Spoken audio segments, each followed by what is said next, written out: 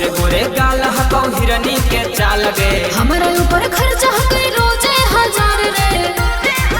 तनी हमसे कराले चलू अपन चीनी भी लगे आगे कराले न गे।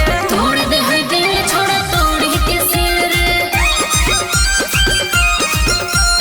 तोड़ दे है दिल छोड़ा तोड़ के सिल रे।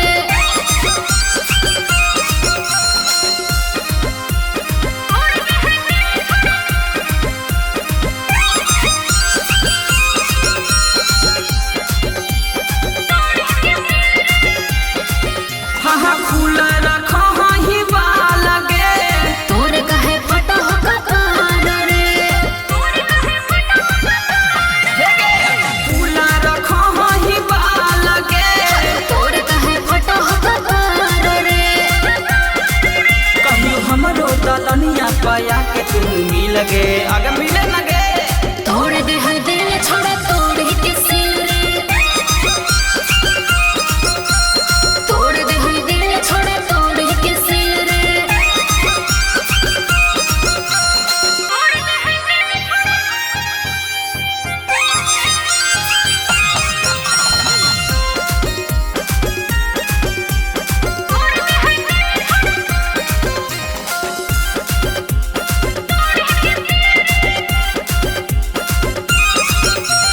हमरा से करिले प्यार गे।